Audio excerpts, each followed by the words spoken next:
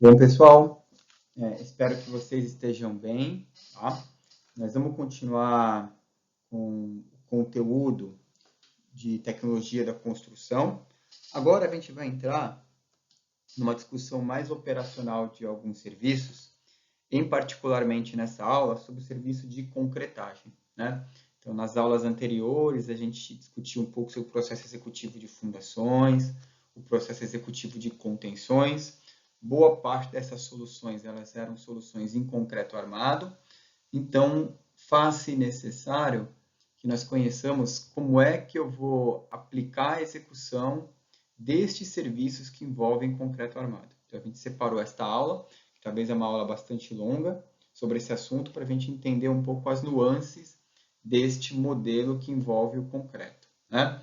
É claro que a gente não vai discutir propriedades químicas e propriedades físicas do concreto, nem é esse o objetivo da aula, muito menos nós iremos discutir como é que eu dimensiono estruturas de concreto armado, né?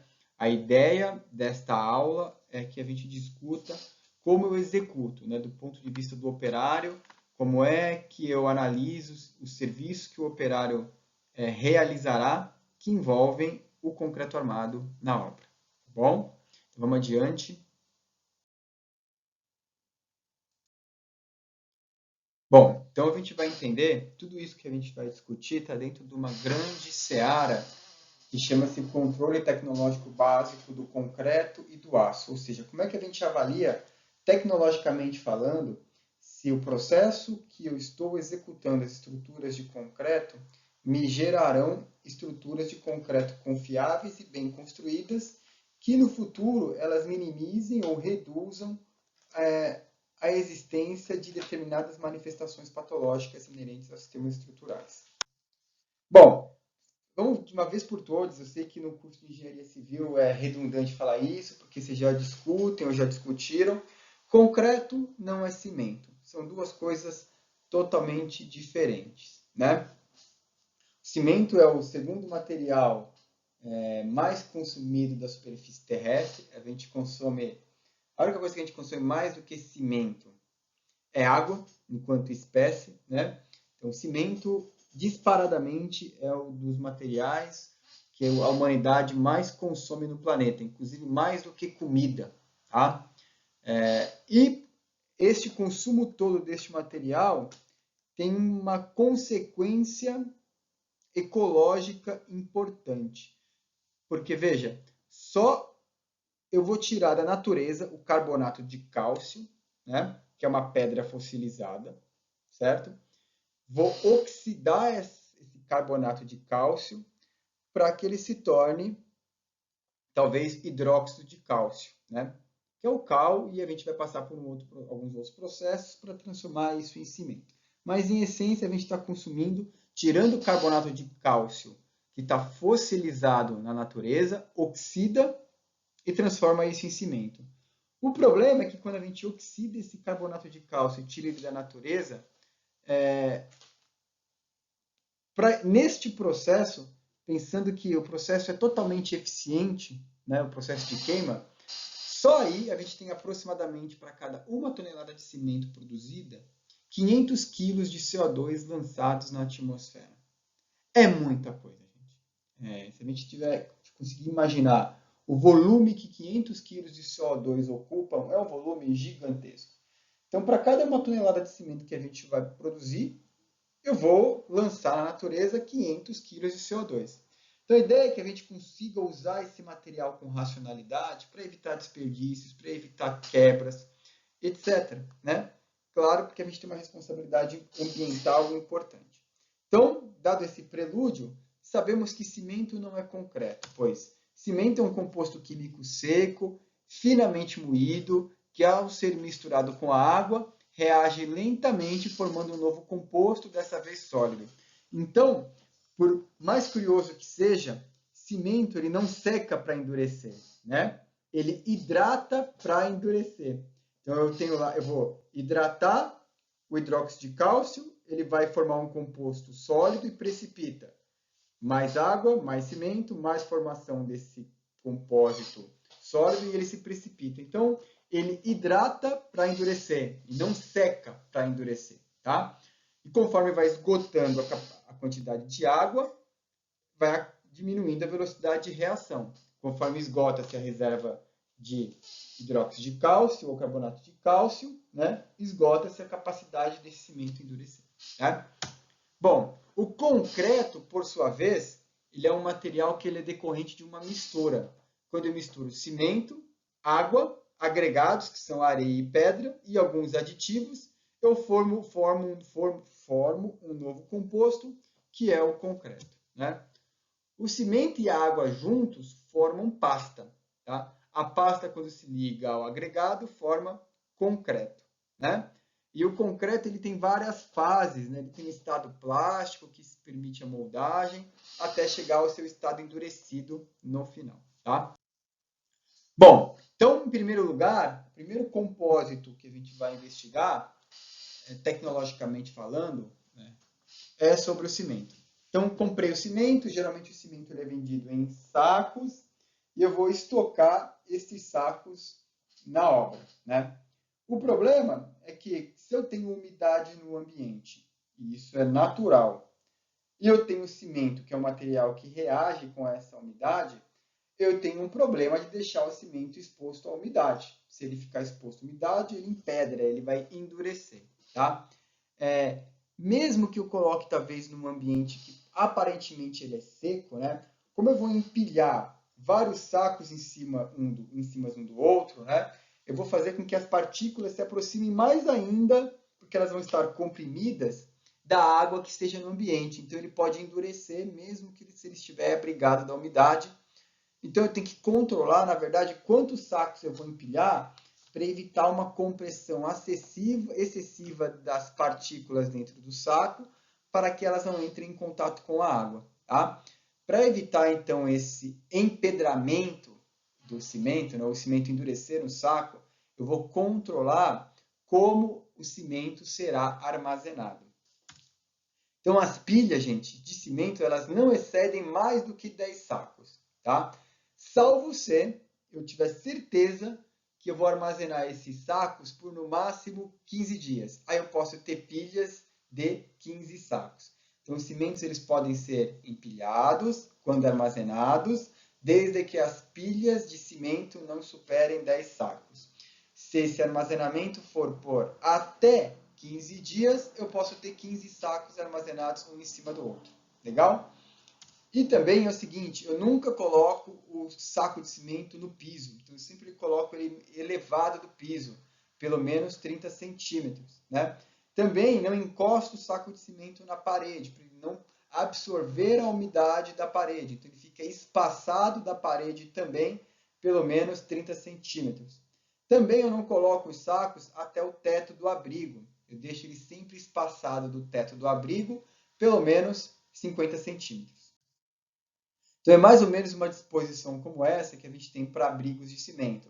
Ele fica em cima de um estrado, né, que fica elevado do piso pelo menos 30 centímetros, distante da parede pelo menos 30 centímetros, e quando eu colocar os 10 sacos ou os 15 sacos para o caso de até 15 dias, o topo não pode tocar no teto, estando distante do teto pelo menos 50 centímetros.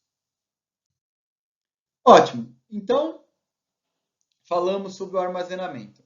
Uma propriedade do concreto é que ele ganha, gente, resistência quase que ad eternum. Tá? Então, ele ganha bastante resistência no começo, tá? Porque tem bastante água e bastante hidróxido de cálcio ou carbonato de cálcio para reagir com a água. Né? Na verdade, carbonato de cálcio, tá? Para reagir com a água. Vai esgotando o carbonato de cálcio, vai ficando pouco carbonato de cálcio, aí vai vindo um pouco de umidade, ele vai ganhando resistência. Né? Então, ele ganha resistência a partir do seu início. Né? Só que eu quero que ele ganhe essa resistência com qualidade, né? Para que não tenha vazios de concretagem, para que não tenha uma evaporação prematura da água, para que não tenha exudação, que é a expulsão da água prematuramente com finos dentro do material. Então, eu quero que ele ganhe resistência de forma consistente e homogênea. Né? São várias coisas que influenciam no ganho de resistência do concreto. A própria dosagem do material, que é chamado de traço, que é a proporção que eu tenho de agregado graúdo, agregado miúdo e água com relação à quantidade de cimento, né? A própria quantidade de água, o jeito que eu vou fazer com que o concreto se hidrate ao longo do tempo, que é chamada de cura. Tudo isso influencia na capacidade do concreto ganhar resistência ao longo do tempo com qualidade. Então, aqui tem uma figura que ilustra um pouco os desdobramentos a partir do cimento. Então, se eu misturo cimento com água, eu tenho pasta. Se eu misturo a pasta com areia, eu tenho argamassa. Então, em resumo, a argamassa é cimento, areia e água. Se eu misturo argamassa a brita, eu tenho concreto. Então, concreto é cimento, água, areia e brita. Se eu misturo esse concreto ao aço, eu tenho concreto armado. Então, quando eu tenho cimento, água, areia, brita e barras de aço, formo concreto armado. Posso inserir fibras. Isso vai virar concreto com fibras. Posso colocar uma tela de aço na argamassa para deixar a argamassa resistente à tração. Isso forma argamassa armada. Então, perceba que a partir do cimento, que é nosso material base, e a inserção de outros vários componentes ao cimento, junto com a água, evidentemente, eu vou formando novos compostos importantes. Argamassa, concreto, argamassa armada, concreto armado, concreto com fibras, que todos eles têm uma matriz cimentícia, o qual o aglomerante, o elemento que dá coesão a isso tudo, é o cimento. Bom, legal. Conhecendo, então, como o concreto e o cimento podem ser armazenados, como é que esse material ele vai ser preparado ao longo do fluxo, eu vou receber o concreto na obra. Então, existe a modalidade de você comprar esses materiais separadamente e preparar esse concreto na obra. Mas existe uma modalidade que você já compra o concreto, né, pronto, né? Concreto industrializado, tá? E aí vai chegar um caminhão betoneira na tua porta com o concreto que você contratou. Geralmente vem uma nota fiscal, né, e um romaneio de pedido, dizendo o que você está recebendo. O que você tem que conferir? O volume que você está recebendo, tá? Se o volume que consta no caminhão é o mesmo volume que é faturado na nota fiscal. O possível abatimento. O abatimento é o quanto o concreto vai se deformar quando ele vai se deformar quando não dentro de uma forma. Isso, indiretamente, mede a quantidade de água que existe no seu concreto, tá? Você quer medir a resistência característica do concreto, ou seja, quanto ele pode resistir à compressão. É importante a gente saber a qualidade do concreto que foi preparado, e para isso a gente mede a quantidade de cimento que existe por metro cúbico de concreto, tá? Uma outra coisa que é medida é se existem alguns aditivos, algum aditivo acelerador de pega ou retardador de pega, né? E outra variável é o possível módulo de elasticidade do concreto, que, como a gente está discutindo em resistência dos materiais, influencia em quanto o concreto poderá se deformar, tá? Pois bem, então, recebeu o concreto, uma variável importante é medir a resistência. Só que a resistência, eu não quero saber a resistência no estado fresco. Eu quero saber a resistência no estado endurecido, né? Então, eu vou tirar testemunhos de concreto, esperar eles endurecerem dentro de formas, para depois de um tempo medir a resistência do concreto, para saber se a resistência que era esperada do concreto para um determinado elemento estrutural, de fato, vai se perceber. Então, a gente tira testemunhos e isso chama-se processo de análise do concreto, da resistência do concreto, por amostragem, tá? Então, depois de você perceber a quantidade de água indiretamente a partir do ensaio de abatimento ou do slump test, a gente vai tirar testemunhos para medir a resistência à compressão do concreto e, para isso, existem procedimentos normatizados, né? Bom, existem algumas regras. A primeira regra é a seguinte: você não vai retirar amostras de concreto tanto do começo quanto do final do caminhão betoneira, pois eles podem ter brita em excesso ou muito pouco de brita, tá? Então, a parte central do caminhão betoneira ou da betoneira, que costuma ter uma amostra mais homogênea. A amostra geralmente é recolhida no terço médio do caminhão betoneira. Então, por exemplo, se o caminhão betoneira tiver 12 metros cúbicos de volume, você não vai tirar dos primeiros 4 metros cúbicos e nem dos últimos 4 metros cúbicos. Você vai tirar dos 4 metros cúbicos centrais do caminhão betoneira, tá? A coleta, gente, é como você vai simular como se você estivesse tirando o concreto para usar numa viga, numa laje ou num pilar. Como? Você vai estar lançando concreto, aí você vai cortar o fluxo, e aí vai colocar um recipiente, um carrinho de mão, libera o fluxo, coleta uma quantidade de concreto naquele carrinho de mão, cessa o fluxo, tira o carrinho, libera o fluxo e continua concretando o elemento estrutural que estiver sendo moldado. A gente sempre retira, gente, uma quantidade de concreto 50% maior do que de fato eu vou usar para moldar os corpos de prova. Então imagine que eu vou fazer 10 corpos de prova, cada um com 2 litros, né? Então eu tenho 10 vezes 2, 20 litros de concreto que eu vou precisar para moldar os corpos de prova. Então, na verdade, eu vou tirar 50% acima. Então, na verdade, eu vou tirar 30 litros de concreto, tá? Esta amostra também nunca é menor do que 30 litros, ok? Pois bem, então tiramos lá uma quantidade de concreto para poder moldar amostras ou testemunhos de concreto para avaliação. Essa amostra que foi retirada, geralmente ela é homogeneizada, ou seja, ela é mexida, tá? Para você assegurar plena uniformidade. Esta amostra, ou a moldagem das amostras, precisa seguir uma série de orientações. Por exemplo, você tem corpos de prova cilíndricos que têm diâmetro de 10 centímetros e altura de 20 centímetros. Nesse caso, você tem 2 camadas de preenchimento do molde. Você vai preencher metade do molde, ou seja, até 10 centímetros de altura, e aí você vai dar 12 golpes com uma haste metálica nessa primeira camada. Depois vai colocar mais 10 centímetros e vai dar mais 12 golpes nessa segunda camada. Nos corpos de prova que eles têm 150 milímetros de diâmetro, ou seja, 15 centímetros de diâmetro e 30 centímetros de altura, você faz uma moldagem desta amostra em 3 camadas sucessivas. Então, vou colocar uma camada, certo? De 10 centímetros, 25 golpes. Segunda camada, de mais 10 centímetros, 25 golpes. Terceira camada, de mais 10 centímetros, mais 25 golpes, ok? Esses golpes, gente, precisam ser aplicados da maneira mais uniforme possível, ou seja, quase com a mesma força, todos os golpes, em toda a seção do corpo de prova.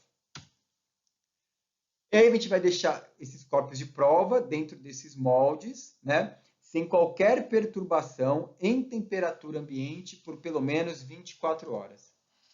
Né? Depois desse período, você pode tirar o molde, você vai identificar o corpo de prova, ou seja, você vai colocar uma etiqueta, vai colocar uma letra que identifica o lote, né? Vai levar para o laboratório, onde no futuro a resistência poderá ser medida. Pois bem, então aqui seguem exemplos dos corpos de prova, né? Ou dos moldes que permitem a gente construir os corpos de prova. Então, do lado esquerdo, a gente tem os moldes de altura 20 centímetros, 2 camadas, cada uma com 12 golpes, e os corpos de prova com 30 centímetros, 3 camadas, cada uma com 25 golpes, né? 24 horas, sem perturbação, depois ele é catalogado, identificado para mandar para o laboratório. Bom, e o que a gente faz com esses corpos de prova? Essencialmente, a gente quer calcular a resistência do corpo, a resistência à compressão do concreto, né? Então, existe uma norma, tá? Que é a NBR 5738, que fala sobre o ensaio de compressão ou resistência à compressão de corpos de prova, né? Medidos através de ensaios parametrizados na NBR 5739, né? Quando a gente não indica a idade que se mediu a resistência, assume-se que aquela idade é de 28 dias. Porque a gente tem já na literatura, é muito bem construído já, que o concreto atinge talvez a sua principal resistência lá em 28 dias. Embora ele continue ganhando ao longo do tempo, esse ganho é pouco, né? Talvez o grande pico que existe da curva para depois ela se estabilizar um pouquinho em concretos comuns, né? sem qualquer aditivo e sem qualquer tipo de cimento especial, que o concreto atinge sua resistência perto de 28 dias. Né? Então, veja, a estimativa, a resistência à compressão média do concreto é chamada de FCM. J é na idade J, que presume-se que é 28 dias. Né? Só que não é a resistência média que a gente usa em projeto.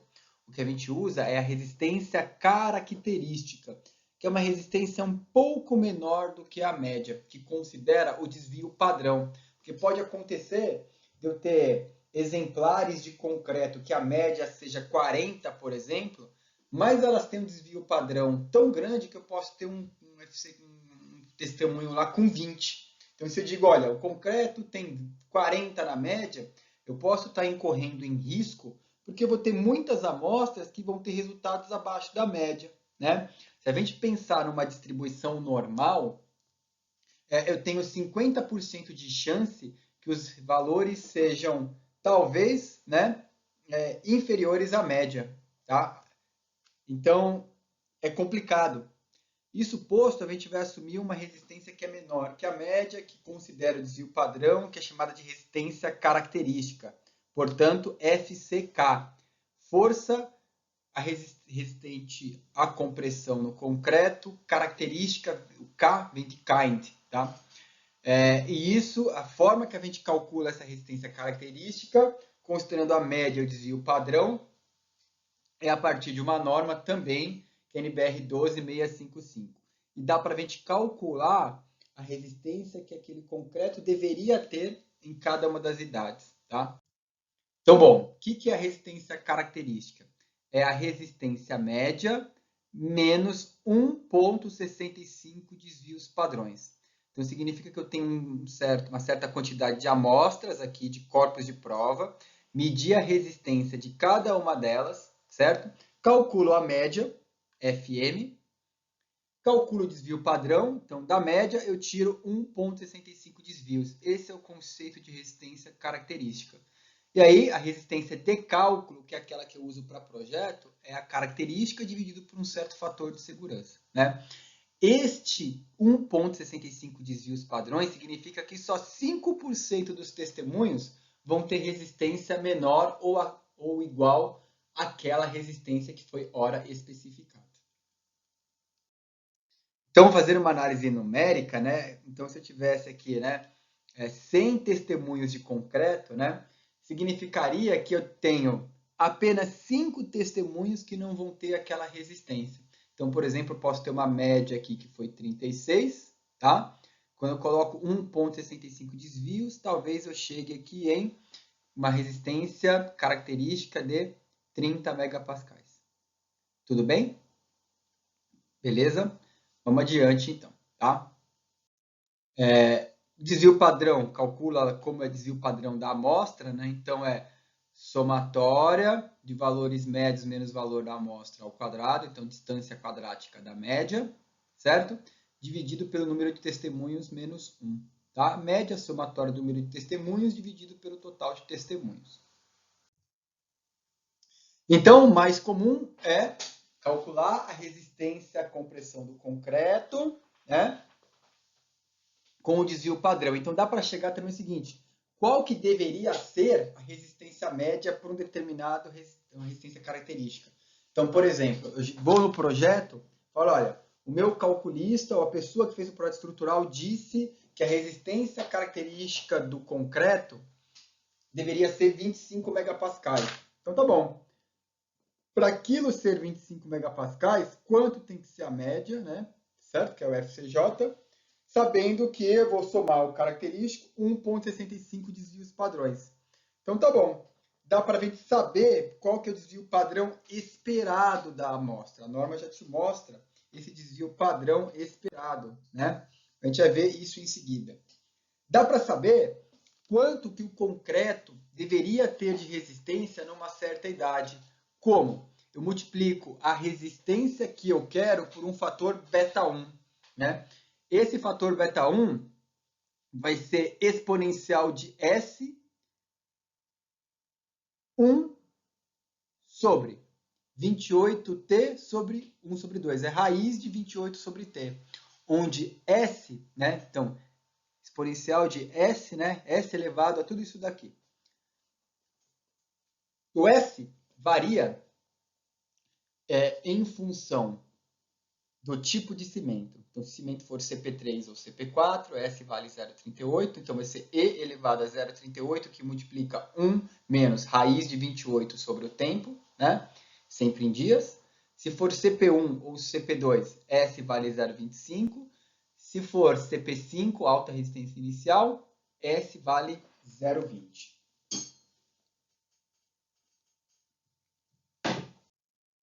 Então, existe essa norma, que é essa norma que fala sobre o preparo, o controle e o recebimento de concreto, que é da onde a gente está tirando essas informações, que é NBR 12655.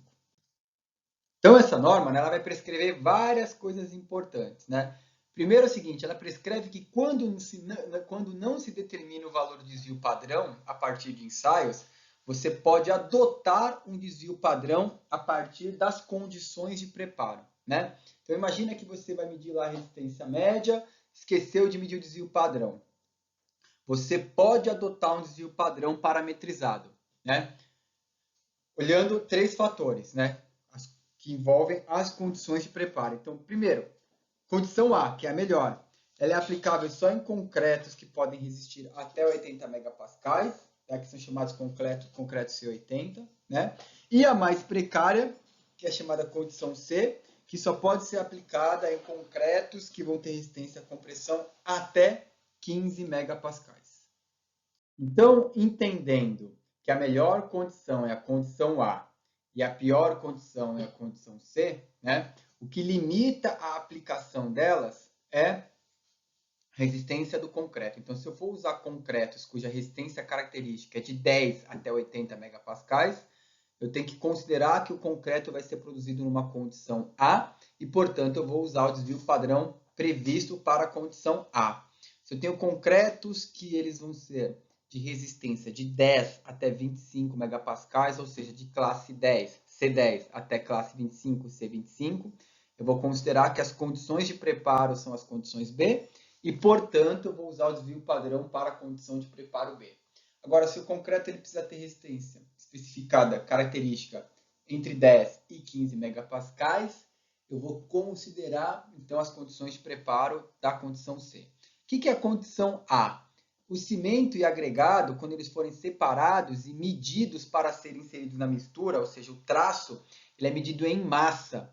A água pode ser medida em massa ou em volume com dispositivo que permita a correção da umidade dos agregados. Então, eu vou corrigindo a quantidade de água em função das quantidades de água que existem no agregado, tá? Então, condição A. Cimento e agregados medidos em massa, água medida em massa ou em volume, e a quantidade de água sempre é corrigida em função da umidade que eu tenho nos agregados. Condição B. Né? A condição B, eu tenho duas classes, para resistências até 20 ou para resistências até 25. Se a resistência for até 25, o cimento é medido em massa, a água é medida em volume, e os agregados medidos em massa ou em volume. E eu controlo a umidade e inchamento sempre que for necessário, né? Já para a condição até C20, dentro da condição B, eu posso medir o cimento em massa, a água em volume, o agregado em volume, e eu controlo a umidade, o inchamento até 3 vezes por turno.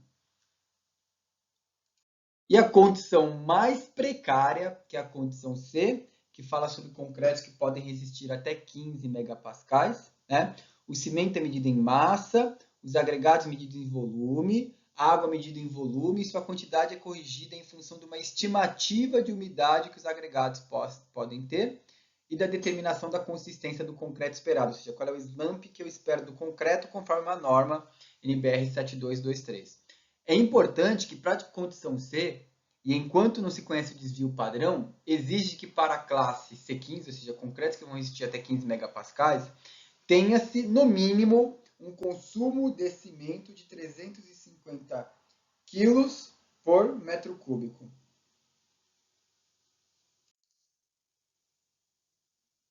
Pois bem, então, quais vão ser os desvios padrões? Então, o desvio padrão para concretos produzidos na condição A vão ter desvio padrão de até 4 megapascais. Concretos que forem produzidos na condição B, 5,5 megapascais. E para a condição C, 7 megapascais. Então, o desvio para A é 4 megapascais, o desvio para B, 5,5 megapascais e o desvio para C, 7 megapascais. Então, você tinha aqui a resistência média. Agora estou falando a média, não a característica, né? Lembra que a característica é a média menos 1,65 desvios. Por sua vez, a média é a característica mais 1,65 desvios. Então, espera-se que na média, os concretos produzidos na condição A, eles tenham a resistência característica, que é aquela que eu esperaria ter conforme o projeto, na média mais 6,6 megapascais. Para a condição B, a resistência média seria aquela que eu quero em projeto, ou deveria querer em projeto, que é o FCK, mais 9,1 megapascais. E para a condição C, a resistência média esperada é aquela que eu gostaria de ter no projeto, que é FCK, mais 11,6 megapascais. Essas condições, então, elas estão na norma, tá certo? Beleza. Então, essas amostras elas podem ser coletadas aleatoriamente durante a concretagem, desde que eu siga aquela regra de pregar na terça parte do caminhão, desde que eu não pegue no começo, desde que eu não pegue no final. Aqui vem uma coisa que é importante, né? Cada exemplar, né? Cada exemplar de resistência, na verdade, é feito a partir de 2 corpos de prova, tá? Então, eu tiro, para fazer 5 exemplares, eu tenho que tirar 10 corpos de prova. Para fazer 20 exemplares, eu tenho que tirar 40 corpos de prova. Porque de cada parzinho, tá certo? De corpo de prova, eu ignoro aquele que tem menor resistência, tá bom? Então, você vai pegar sempre cada parzinho e romper junto, tá? Desculpa, é o de maior resistência. Maior valor de resistência nos 2 exemplares. Desculpa. Bom, agora a gente vai pensar uma hipótese que o desvio padrão é conhecido, ou seja, eu vou calcular o desvio padrão a partir da amostra. Para isso, eu tenho que tirar mais do que 20 exemplares. Então, 20 exemplares significam 40 corpos de prova, tá certo? Que foram obtidos aí no intervalo máximo de 30 dias, tá? E mesmo que você calcule o desvio padrão, você nunca pode assumir o desvio padrão menor que 2 megapascais. Então, eu posso ter concretos de amostragem parcial, ou seja, eu vou tirar de um certo número de caminhões betoneiras, eu vou tirar alguns corpos de prova de alguns caminhões betoneiras, né? Para concretos de resistência até 50 megapascais, eu vou retirar no mínimo 6 exemplares. Lembra que 6 exemplares são 12 corpos de prova. Para concretos que têm resistência mais que 50 megapascais, eu tenho que tirar 12 exemplares, ou seja, 24 corpos de prova. Nesse caso, eu estou tirando aleatoriamente de cada uma das betoneiras, né, esse exemplar. Isso é chamado de controle estatístico parcial do concreto. O controle estatístico de amostragem total significa que de todas as betoneiras, de toda a produção de concreto, eu vou tirar exemplares. Bom, então eu sempre vou tirar isso durante a concretagem, né? Lembrando, reforçando mais uma vez que um exemplar sempre constitui 2 corpos de prova e a resistência deste exemplar vai ser a maior resistência entre os 2 corpos de prova. Bom, então eu tenho aqui a amostragem parcial, que eu posso ter entre 2 a 5 corpos de prova para casos especiais. Aí o FCK vai ser um fator, que é um psi6 vezes F1, que é a resistência do menor deles, tá? Se eu tiver entre 6 e 20, eu vou calcular a resistência por uma equação que vai ser 2 vezes o de menor resistência mais o de segunda menor resistência até o penúltimo corpo de prova, certo? Subtraindo o de maior resistência, dividido pelo número de corpos de prova, menos 1. Tá? Se você tem 20, mais do que 20 corpos de prova, aí o seu FCK vai ser a média menos 1,65 desvios. Amostragem parcial. Para a amostragem total, ou seja, estou todos os caminhões betoneiros, eu estou tirando um corpo de prova. Se eu tenho menos do que 20 corpos de prova, a resistência vai ser a resistência menor de todas, certo? Se eu tenho mais do que 20 corpos de prova, vai ser a resistência do corpo de prova de 0,05 N, né? Que é aquele corpo de prova que eu tenho 95% de chance de ele ser atingido, né? Tudo bem? Que é a mesma coisa que a forma da esquerda do FCM 1,65 desvios padrões. Tudo isso, gente, então foi tirado da norma, esse controle estatístico de amostragem parcial e total. Então, amostragem parcial, pelo menos 6 corpos de prova, certo? E a amostragem total, vou tirar todos os corpos, todas as betonadas, eu vou tirar um corpo de prova. Certo? Se eu tenho casos excepcionais, ou seja, entre 2 e 5 exemplares, tá? Aí você pode usar também desde que justificado, que foi impossível tirar, porque às vezes não tinha volume suficiente, né? Aí você vai multiplicar um fator psi6 pela menor resistência dos exemplares que existem, tá? Que foram tirados aí entre 2 e 5. Isso está na tabela 3 da norma, que é essa tabela aqui, tá bom?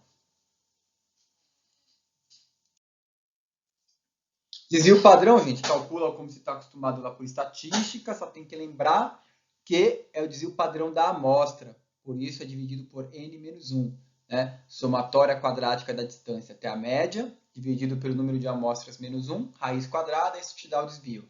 Tem que lembrar só, mais uma vez, que 1 megapascal corresponde a 10 kg por centímetro quadrado. Bom, e aí é o seguinte, né? Tem um item específico que fala sobre a responsabilidade de quem está tocando a obra, quem está executando a obra. Quem está executando a obra que é responsável por escolher o jeito que o concreto vai ser preparado. Se é controle em massa, controle em volume, ou seja, se a condição é A, B ou C. Tá? Quando o concreto for preparado pelo executante, né, esse deve ser responsável pela etapa de execução do concreto e pela definição da condição de preparo. Tá? A escolha do tipo de concreto a ser empregado, a sua consistência, a dimensão máxima dos agregados, as demais propriedades de acordo com o projeto e com as aplicações também é responsabilidade de quem executa. O atendimento de todos os requisitos de projeto, inclusive quanto à escolha do tipo de cimento, é responsabilidade da execução da obra. Quem vai aceitar o concreto, né, pelo slump ou pela resistência à compressão, também é responsabilidade da execução da obra, né? Então, na verdade, o que a gente está dizendo aqui é que tudo que envolve a moldagem da estrutura de concreto, desde o jeito que vai ser preparado, até a observância das regras, retirada de escoramento, acompanhamento da armazenagem dos materiais, condição de temperatura, sempre da responsabilidade do executante da obra. Então, como é que a gente forma lotes, né? Os lotes são conjuntos de exemplares para você medir a resistência à compressão. Então, geralmente, você divide a estrutura em partes. E aí, cada parte configura um lote, e de cada lote você tira um certo número de exemplares para fazer essa medida da resistência, como a gente discutiu, né? A norma faz uma recomendação muito branda sobre essa formação de lotes. Ela fala, olha, você pode considerar que um lote ele tem até 50 metros cúbicos, um lote é até um andar. Se for uma peça submetida à flexão simples, um lote pode ser para cada 100 metros cúbicos de concreto. Tá? Só que isso é muito brando, a gente percebe que na prática isso é muito abrangente. Você pode pegar, geralmente os lotes eles são muito menores. Você divide a laje geralmente em segmentos, tá? E aí fica mais fácil fazer esse controle. Bom, e aí você recebeu o relatório do laboratório dizendo qual é o FCK estimado das suas amostras. Esse FCK estimado das suas amostras, ele precisa ser maior que o FCK que foi especificado no projeto, tá? Senão você precisa avaliar com mais critério a segurança das estruturas, que é o que discutiremos nos slides a seguir. Bom, então a gente faz ensaio de compressão do concreto numa prensa, né? Uma prensa hidráulica, que a gente vai colocar o testemunho e vai medir a resistência à compressão, né? A gente pode associar tensão à deformação e assim medir modo elasticidade, ou eu posso tirar o corpo de prova de uma construção já feita, de uma estrutura já feita com uma extratora, tá?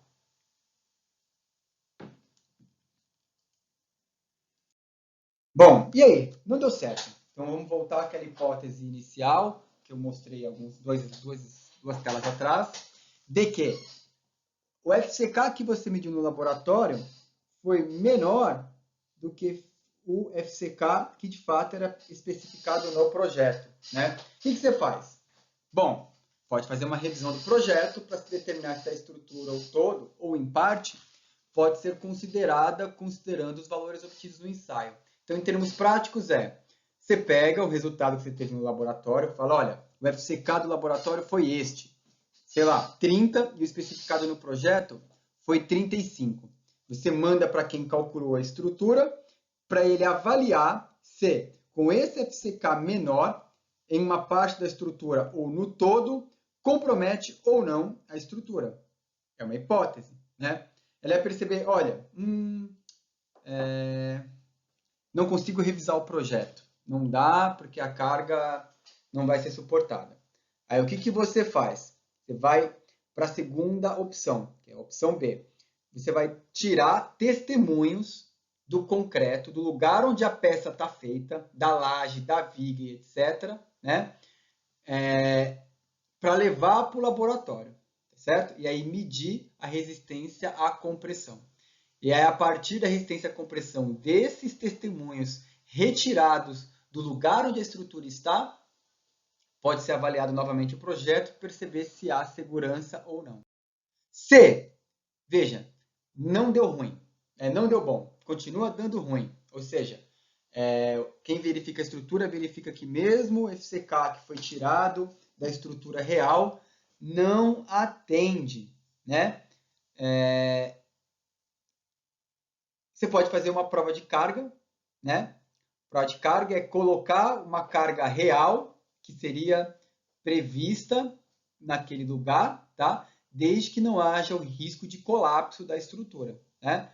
E aí você faz uma avaliação com prova de carga. Se continuar, não, você colocou a prova de carga, viu que a estrutura começou a apresentar sinais de uma carga muito inferior do que seria limite, começou a apresentar sinais de comprometimento. O que você pode fazer? Determinar a restrição de uso. Fala, olha, essa laje que era prevista para 200 quilos, não posso colocar mais 200 quilos, tem que colocar 100. É uma ideia. Ou outra ideia, fazer um projeto de reforço, ou você vai demolir total ou parcialmente a estrutura e refazê-la, tá bom? Bom, a responsabilidade do concreto para fins estruturais, né, ela é importante, né, e tem que estar de maneira explícita desde o começo da obra, né? O proprietário, o responsável técnico da obra, são responsáveis por garantir que toda a documentação que comprove a qualidade do concreto fique armazenada na obra. Então, os laudos que você retirou do laboratório tem que ficar guardado, tá certo? Tudo isso tem que ficar bem registradinho. As notas fiscais, relatórios de ensaio, laudos, tudo isso tem que estar durante toda a construção, tem que estar na construção durante toda a fase de construção e, se possível, e sempre é possível, arquivar e preservar para consultas futuras. Bom, quem faz o projeto, né, cabe simplesmente especificar e calcular adequadamente, né, garantir que todas as informações sejam explicitadas nos contratos e nos projetos, tá certo? Os tipos de material que devem ser usados, etc. Tá? O calculista, gente, é quem determina qual deveria ser a resistência FCK, a resistência do concreto característica FCK, e esse FCK tem que constar em todos os desenhos, todas as memórias de cálculo que descrevem tecnicamente. Deve especificar qual seria o médio, né, o FCJ, tá? Considerando qual deveria ser a condição de preparo, que é em função também da FCK. Tá? Tem que especificar qual é o cobrimento ou os elementos que correspondem à durabilidade das estruturas, para que a estrutura preserve sua vida útil, e dizendo, inclusive, qual foi o nível de agressividade que ele adotou em projeto. A gente tem 4 níveis de agressividade, que vão do rural até o respingo de maré. Tá? E quanto mais agressivo, maiores são as medidas protetivas da estrutura que o calculista tem que considerar. Tá? O calculista tem que especificar, né, as propriedades do concreto, o módulo de elasticidade, qual é a data que a laje, a viga e o pilar pode ser desformado e outras propriedades importantes durante a execução. Aqui eu coloquei alguns prints da norma, né, para reforçar algumas coisas que a gente já colocou, né? Então, o agregado, gente, ele sempre tem que ser armazenado separadamente, cada tipo de agregado em função da sua graduação granulométrica. Então, brita 0, eu só armazeno com brita 0, brita 1, eu só armazeno com brita 1, brita 2, eu só armazeno com brita 2. Não pode ter contato físico direto entre diferentes graduações de diferentes agregados. Ele tem que ficar em cima de uma base, não pode ficar em cima do terreno, tá? Para que permita escoar a água livre, para que ele não armazene água, ele não elimine. Veja, a gente não está apresentando aqui, mas na minha obra a gente coloca em cima da terra. Sua obra não é o mundo, certo? Não é porque a sua obra coloca em cima da terra que está certo, está errado. Porque gente, tem um print da norma aqui, eu fiz questão de colocar o print da norma para deixar claro que isso não é uma sugestão da literatura, não é uma invenção da minha cabeça. A norma diz, olha, você tem que armazenar agregados separadamente em função da sua graduação granulométrica e tem que ficar em cima de uma superfície que permita escoar a água. Ponto. Certo? Isso é o que está na norma. Inclusive tem uma nota, ó. O depósito destinado ao armazenamento dos agregados deve ser construído de maneira tal que evite o contato com o solo e impeça a contaminação com outros sólidos ou líquidos prejudiciais ao concreto. Tá?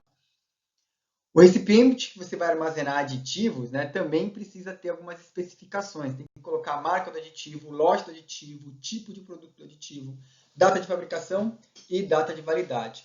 Adições minerais também. Tá?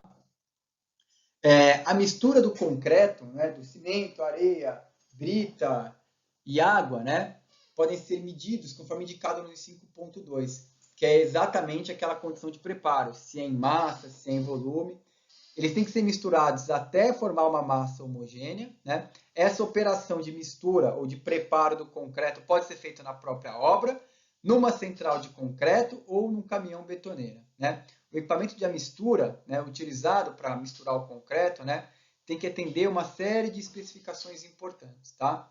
A betoneira estacionária é aquela betoneira que fica fixa na obra, né? A betoneira fixa. O mínimo tempo que o concreto fica misturando lá dentro é 60 segundos. Geralmente, esse tempo a gente aumenta 15 segundos para cada metro cúbico de capacidade nominal da betoneira. Então, se eu tiver 1 metro cúbico, vai ser 75. Se eu tiver 2 metros cúbicos, vai ser 90 segundos, ou conforme alguma especificação do fabricante. Tá?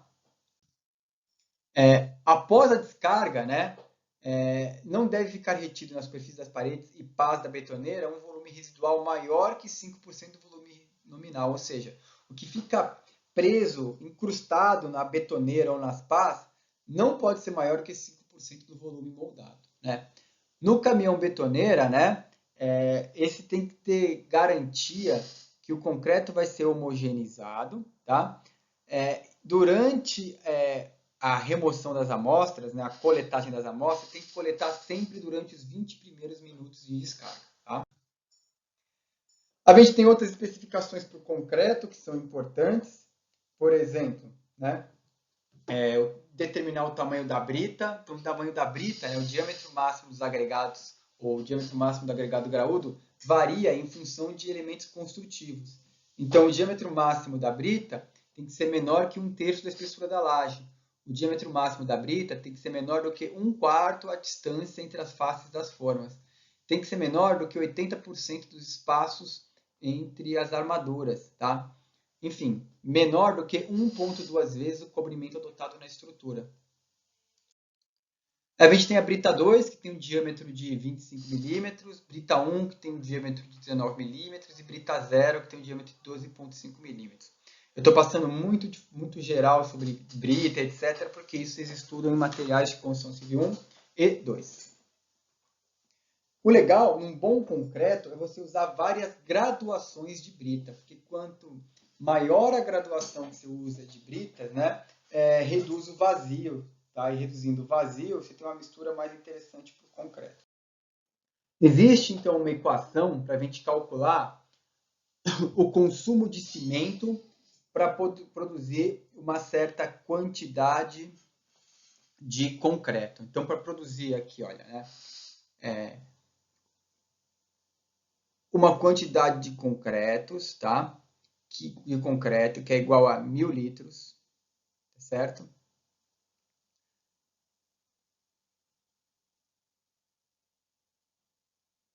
Ou 1 metro cúbico, tá? Eu vou colocar as componentes do concreto, né? Então, isso aqui eu vou ter o consumo de cimento em quilos para produzir 1 metro cúbico de concreto. Como? Eu vou ter 1.000 subtraído o ar incorporado ao concreto, que é de 1,5% a 2%, né? Então, eu vou ter aqui o valor em percentual vezes 10, tá? Subtraio isso de 1.000, vou dividir por 1 sobre a massa específica do cimento, que varia de 3,05 a 3,15 tonelada-força por metro cúbico. Sobre a relação água-cimento, ou seja, quantos por cento de água estou colocando com relação à quantidade de cimento. Isso varia de 0,45 até 0,65 dividido pela massa específica da água, que é 1 tonelada-força por metro cúbico. Mais né, a quantidade de areia, certo? Dividido pela massa específica da areia. Mais a quantidade de brita, dividida pela massa específica de brita. Estas quantidades são as porções, é o traço. Então, para 1 de cimento, eu tenho 2 partes de areia, para 3 partes de brita, por exemplo, certo? E 55% de água. A gente vai fazer um exercício juntos no nosso próximo encontro, tá? Mas é uma forma de se calcular a quantidade de cimento para produzir 1 metro cúbico de concreto. Só para a gente ter noção da massa específica dos materiais, eu coloquei alguns exemplos aqui de isopor, de vermiculita, de agregado celular, argila, para a gente ter noção das massas específicas, tá? De granito, que é a brita mais comum que a gente usa, xisto, mármore, gneiss, basalto, arenito, entre outras rochas. Os concretos, gente, eles são separados em classes. Então, o concreto classe 1 são aqueles concretos que resistem até 50 megapascais. Concretos classe 2 são aqueles que suportam mais que 50 megapascais, chegando até 90 megapascais e alguns outros concretos de ultra alto desempenho. Tá? Bom, sobre concretagem é isso. Tá? Espero que vocês assistam essa aula com atenção. Ela é um pouco longa, mas ela está varrendo todo o serviço de concretagem antes da gente avançar nos próximos serviços. Obrigado pela atenção e até mais.